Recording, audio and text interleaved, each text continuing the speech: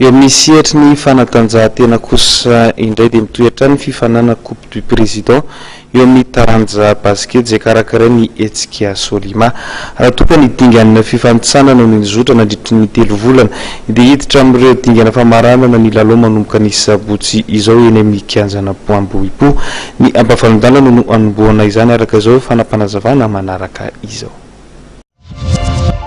Manoloana ny etsika zay karakarain'ny fikambanana solidarité des leaders universitaires de Madagascar na Solima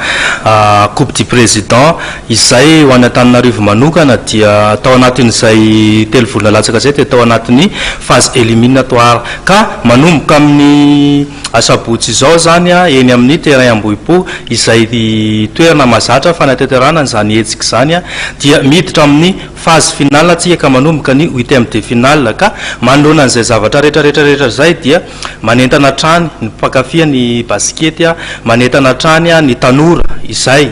lina amin'ny etsika zay karakarain'ny Solima satria hiditra ao anatin'ny phase de finale isika zao eto dia mariana fa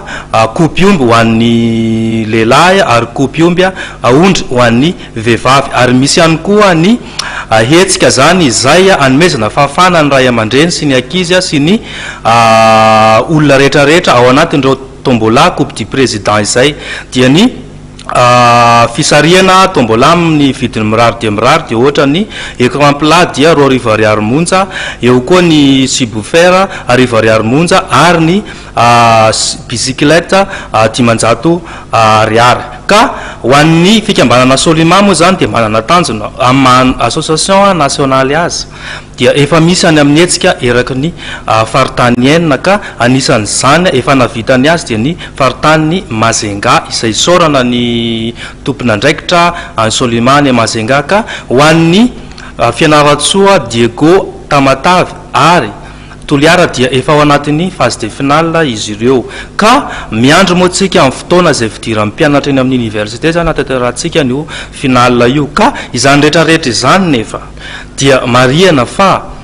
isorana ny Andriamatoa filohan'ny Republika amin'ny coupe du président izay tsy nikely soroka nanampy anay indrindra teo amin'ny fanateterana ny etsika zay ho karakarain'ny Solima isorana ihany koa ny vadin'ny filohan'ny Republika sy ny mpiara-miasa amin'ny akaika ny conseil spécial mbola Joseph Rajona izay tsy nikely soroka nanampy anay tanora ka aminay moa zany dia hoe ny Solima dia fikambanana natao hanompa ny tanora hanompo vahoaka ka tsy mandaa ireo zay malalatanana vonina hiara-iasa aminay ihany koa ny fikambanana Solima eo ihany koa ny etsika ho an'ny reo praitan-drazana sahirana eny ala réunion kely eto zay dia efa milaza zahady fa efa vita moa ny fanamboarana ny projet rehetrarehetra makasika ny fanampiana izay eritrereto ny fikambanana Solima izany hoe tsy rambony tanana moa izay mena ny zoky zandry ray aman-dreny eny amin'ny faritra la réunion kely na ny atsotsika hoe 4000 reny ka efa mampiomana anareo zahay ary efa tafaresaka moa tamin'ny président nareo zahay fa eo andalana famitana n'lay